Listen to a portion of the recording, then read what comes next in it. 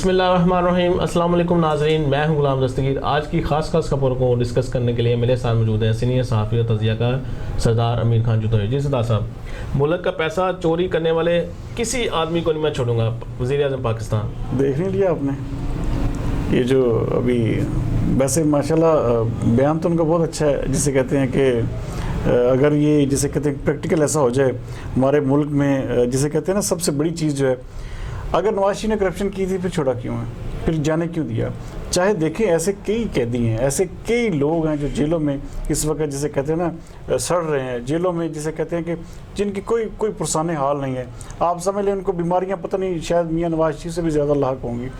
تو اس حوالے سے تو بیان سن کے اسی لیے مجھے ذرا تھوڑا سا میرے چہرے میں مسکراہٹ بھی آئی. آزادی دی گئی ہے نا, مدت دیا گیا ہے کہ واپس بھی آنا ہے انہوں نے. جی بالکل اس حوالے سے صحیح انہوں نے, بالکل ظاہری بات ہے ہمارے وزیر اعظم ہیں تو انہوں نے جو فرمایا صحیح فرمایا کہ وہ کسی کو بھی نہیں چھوڑیں گے. اور ہم دعا گو ہیں اس حوالے سے کہ اللہ کرے کہ وزیر اعظم عمران خان جو ہیں وہ اس حوالے سے اپنے اس عمل پہ کم از کم ضرور کا جو ہے نا عمل پیرا ہوں کہ کسی کو بھی نہ چھوڑیں. آزادی مارچ کو انہوں نے سرکس قرار دے دی ہے. یہ سب سے بڑی غلط بات ہے.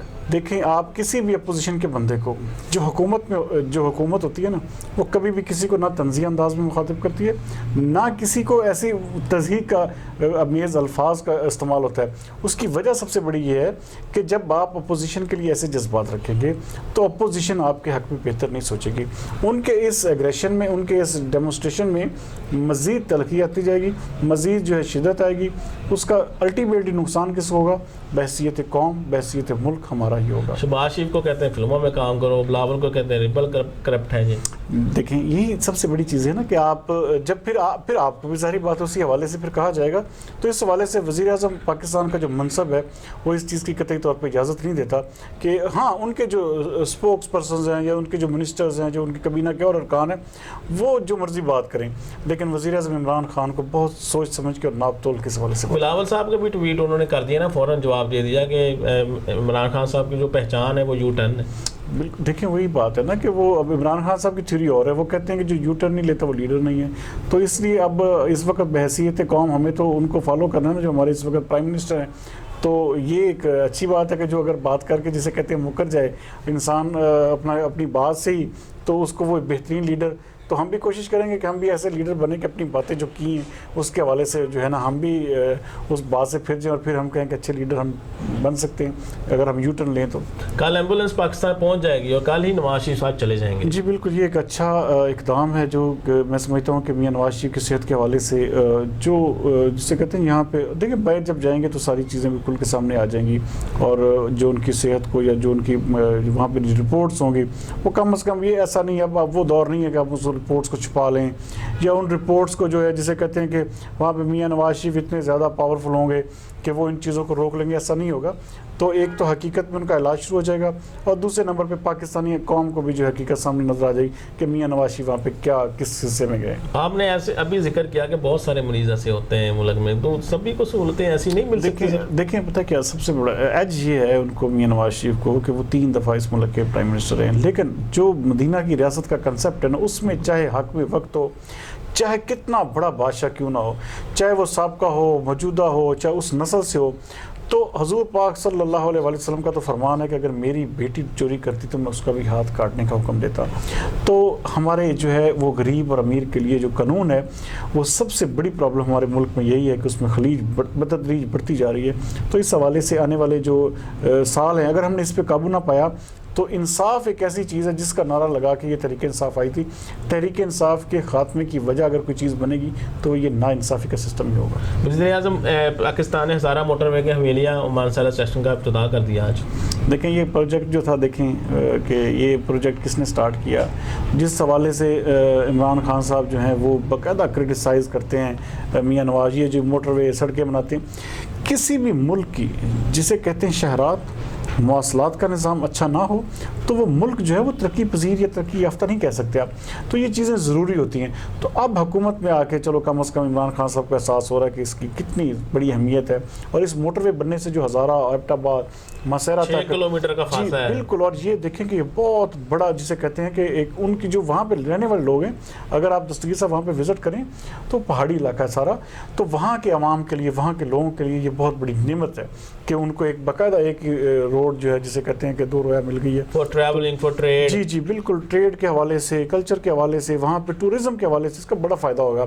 اور آنے والے دنوں میں آپ دیکھیں گے یہ میاں نواز شریف کی حکومت کا پروجیکٹ تھا اور انہوں نے ہی شروع کیا تھا، اب اس کا افتتاح کیا تو یہ بہت اچھی بات ہے. اگر کوئی اچھا کام کیا ہوا ہے تو اس کو فوراً کرنا چاہیے. تو یہ جو پشاور کا ریپڈ ٹرانسپورٹ کا جو منصوبہ ہے، یہ جو جس طرح جس کو جنگلہ بس کہتے تھے، تو اب اس کو خدا را جو ہے نا پشاور کے منصوبے کو فل فور مکمل کر لیا جائے، تاکہ پشاور کے عوام جو ہے نا جو کھڈوں میں یا جو وہاں پہ بیٹھ کے جسے کہتے ہیں کہ ساری دنیا کرٹیسائز کر رہی ہے کہ یہ منصوبہ پتہ نہیں کب مکمل ہوگا، تو اس حوالے سے بھی عمران خان صاحب کو دیکھنا چاہیے اور پشاور منصوبے جو ہے ریپڈ ٹرانسپورٹ بس سروس کا اس کو مکمل کرنا چاہیے. اسلام آباد ہائی کورٹ نے برادر حق کے خلاف فیصلہ دے دیا، چیئرمین شپ ان کی لال احمد نے معطل کر دی. جی بالکل یہ ہونا تھا، اور اس کی وجہ سب سے بڑی یہ ہے کہ یہ ایک بالکل جسے کہتے ہیں کہ یہ کوئی جو آرڈر جاری کیے گئے تھے، اب قانون ہے ہلال احمر کا کہ بورڈ آف گورنر، اس میں کوئی ایسی چیز لکھی نہیں ہوئی کہ آپ 3 سال کے لیے ایک چیئرمین منتخب ہوتا ہے، اس کو آپ کسی وجہ کے بغیر نکال نہیں سکتے. اب جبکہ وکیل حکومت کا یہ بھی کہہ رہا ہے عدالت میں کہ جی ہم ان کے خلاف کوئی شکایت نہیں، تو ہم ان کو شوکاز نوٹس نہیں جاری کیا. جب ان کے خلاف شکایت کوئی نہیں ہے، جب ان کے خلاف کوئی شوکاز نوٹس جاری نہیں ہوا، تو انہیں برطرف کرنے کی تو کیا بنتی ہے. تو یہاں پہ سب سے بڑی بات ہے کہ یہ پھر اقربا پروی جس طرح عمران خان صاحب کہتے ہیں، اب یہ ابرار الحق کی ایسی کون سی ایسی ایبلٹی ہے، ایسی کون سی ایسی چیز ہے جس کے اوپر ان کو جو ہے چیئرمین یہ ہلال احمد لگایا گیا؟ کیا اور کوئی پی ٹی آئی کا بندہ ایسا نہیں تھا؟ اب دیکھیں نا سیریسنیس اس چیز سے اندازہ ہوتا ہے کہ یہاں پہ ہم تنقید برائے تنقید نہیں ہے. اگر دیکھیں، اگر تو وہ جو ڈاکٹر سعید لائی جو کام کر رہے تھے اس سیٹ پہ، ان سے جو ابھی ری انسٹیٹ ہوئے ہیں، تو اگر وہ صحیح کام نہیں کر رہے تو ان کو شوکاز نوٹس دیں، ان کو بتائیں کہ آپ کے خلاف یہ چارج ہے اور آپ یہ صحیح کام نہیں کر رہے، تو اس کے بعد ان کو برطرف کریں. بغیر کسی وجہ کے ادارے کے سربراہ کو برطرف کر دینا جس کا کوئی قانون بھی نہیں ہے، جس کی کوئی تک نہیں بنتی، تو یہ چیزیں غلط ہیں. یہی چیزیں ناکامی کا باعث بنتی ہیں. بجلی صارفین پر 15 ارب روپے کا اس مہینے جو ہے وہ بوجھ ڈال دیا گیا، اس سے کیا افیکٹس پڑیں گے؟ دیکھیں اب وہاں پہ آپ کتنے بوجھ ڈالے جائیں گے، کتنے بوجھ ڈالتے رہیں گے. یہ دیکھیں ان دی اینڈ کیا ہوگا، عوام جو ہے وہ عوام کا سیلاب جو ہوتا ہے نا جب نکلتا ہے، یا اس حوالے سے جب آپ دیکھیں کئی ملکوں میں، ایران کی مثال دیکھ لیں، وہاں پہ صرف پیٹرول کی پرائسز بڑھائی گئی تو پورے ملک میں آگ لگی ہوئی ہے. ہانگ کانگ دیکھ لیں، باقی دوسرے ممالک میں دیکھ لیں. تو سب سے بڑی چیز یہ ہے کہ ہمارا ملک میں جو سب سے بڑا مسئلہ ہے، جب بجلی پیدا ہو چکی ہے، اگر اس کی کوئی کاسٹ کا مسئلہ ہے کوئی، لیکن کم از کم عام صارفین جو ہیں ان کو تو اس چیز سے بچایا جانا چاہیے. اب دیکھیں اربوں روپے آپ اگر عام صارفین سے نکالیں گے اور ان کی جیبوں پہ اس طرح دیکھیں ان کی تنخواہیں کتنی، اکثر لوگ ایسے ہیں جن کی پوری تنخواہ جو ہے بجلی کے بلوں میں چلی جاتی ہے. اور ہماری دن بدن آئے روز جو غربت کی جو ریشو ہے یا مہنگائی کا جو انفلیشن جو ریٹ ہے وہ بڑھ رہا ہے اور غربت جو ہے وہ زیادہ سے زیادہ ہوتی جا رہی ہے.